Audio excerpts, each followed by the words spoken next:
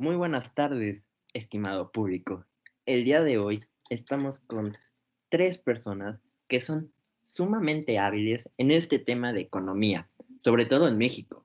Vamos a hablar de cómo el sexenio de nuestro actual presidente ha empeorado, la economía de México y cómo ha sido un gran golpe esta pandemia para dicha economía. Así que, sin más demoras, por favor, Cantú, introdúcenos al tema. Con mucho gusto, compañero. Pues básicamente vamos a hablar de la pandemia en México y cómo esta ha hundido la economía mexicana en un 8.5% en 2020. No solamente, como pueden ver, nos ha afectado en salubridad, sino que también en la economía ha sido un punto de suma importancia y un claro ejemplo en contraste a la mayor caída desde la Gran Depresión. El mundo está viviendo por completo una pandemia que pues va a poner a prueba la resiliencia de los sistemas de salud y de la economía. A nivel global, claramente. Y ante el aumento de los casos confirmados en el COVID-19 en México, la moneda mexicana se depreció más del 30% a finales de febrero y el dólar cerró en 19.64 pesos. Ya después, que fue en fechas recientes, el 23 de marzo en 25.68 pesos. Como pueden ver, nos está afectando cañón. Y la crisis del coronavirus provocó un desplome del 8.5% del Producto Interno Bruto desde el año pasado. Pero, según los datos preliminares publicados por el Instituto Nacional de Estadística y Geografía, o sea, el INEGI, aunque se trata de una caída histórica, el cuarto trimestre muestra una leve mejora con un rebote del 3.1% respecto a los meses previos.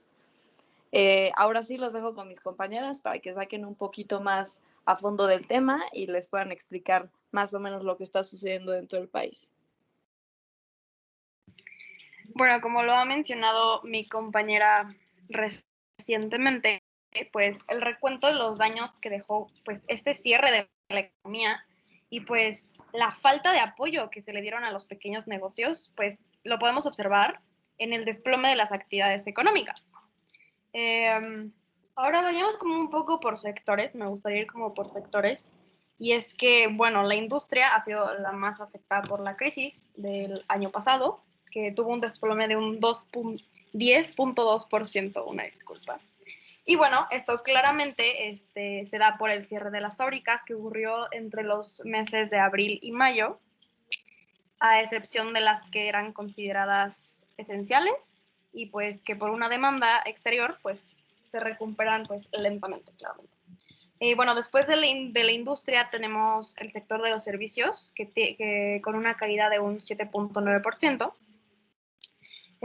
También tenemos que, bueno, el comercio y la hostelería tuvieron, o sea, un desplome sumamente grande, con una reducción del 58% en la llegada de los viajeros por vía aérea.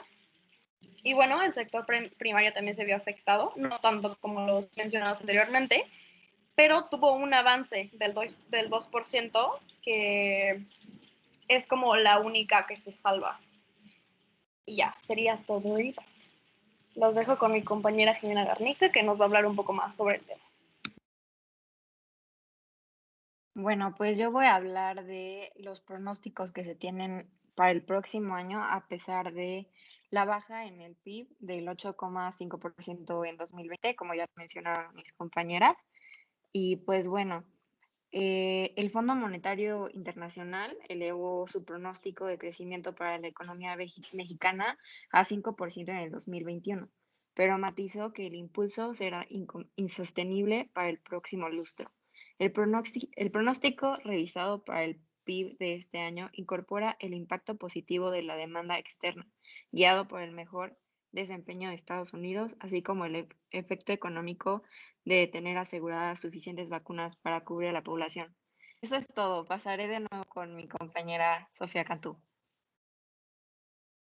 Bueno, Ya teniendo esto en cuenta, lo que mencionaron mis dos compañeras, hay que preguntarse, ¿cómo puede el gobierno responder ante el reto que se presenta desde el año pasado, el COVID-19 y sus efectos secundarios? Y pues básicamente la comunidad internacional ha hecho énfasis en la importancia de evitar que las empresas entren en bancarrota. ¿Por qué? Porque esta es la base sustancial de la economía.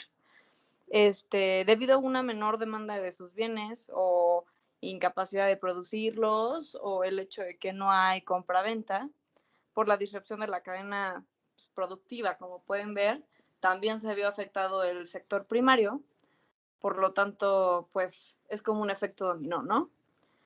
Debido a esto, países como Estados Unidos y Alemania han aprobado garantías de préstamos y mayor gasto hasta por 20% del Producto Interno Bruto.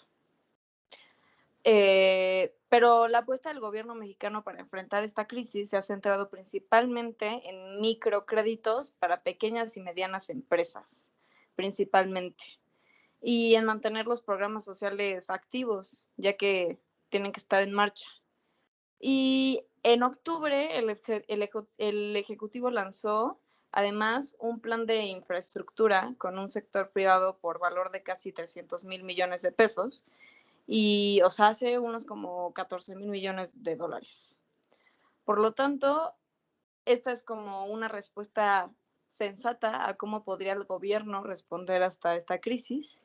Y vamos a enfatizarnos ahora con mi compañero Edmundo, con otros puntos sumamente importantes de la macroeconomía mexicana y la pandemia. Muchas gracias, compañera Cantú.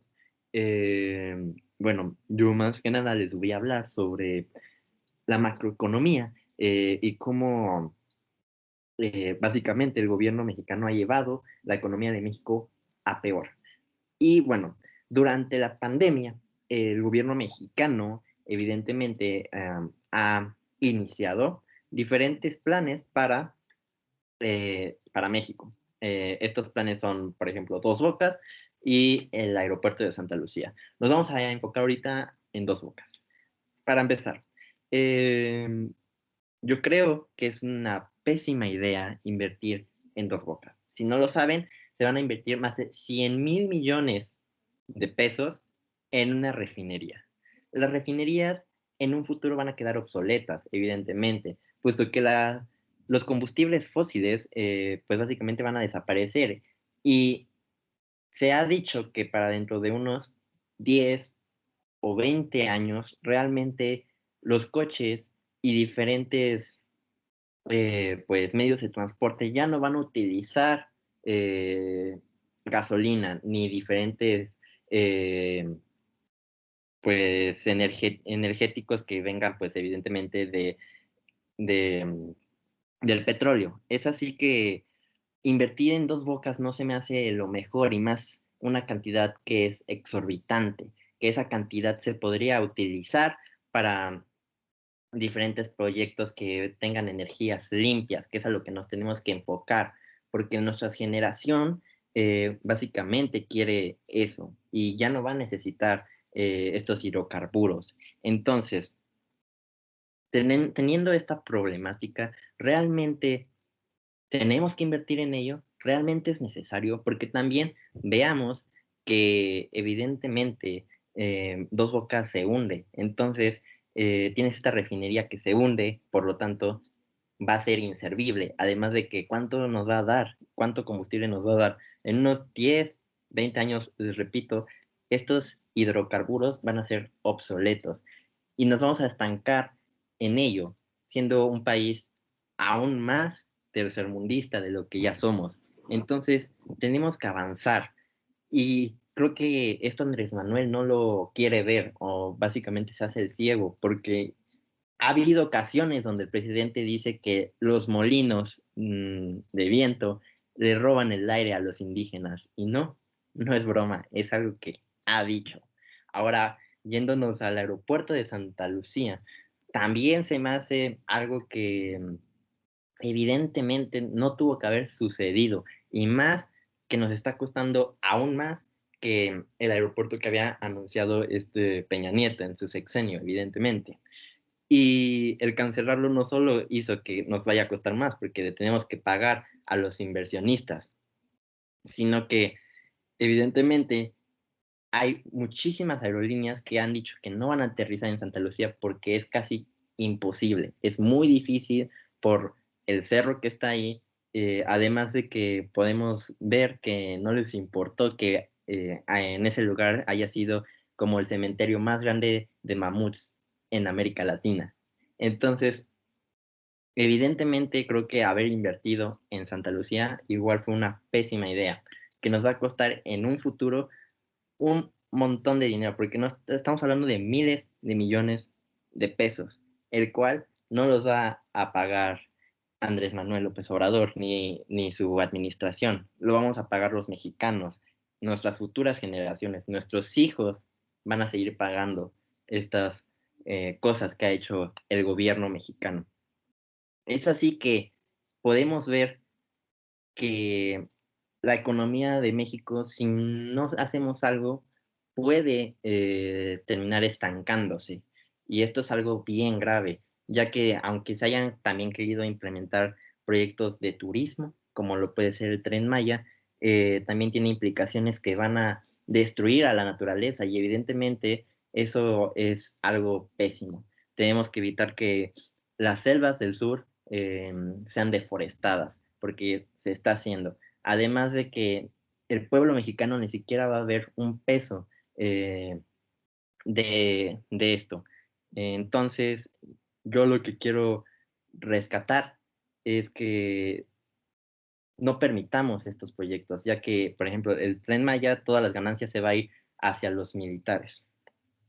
Esto ya fue anunciado por Andrés Manuel López Obrador. Entonces, en conclusión, eh, las implicaciones sociales, evidentemente en estos temas, son que nos va a afectar en un futuro, tal vez no ahorita, tal vez no mañana, pero sí va a afectar a las futuras generaciones.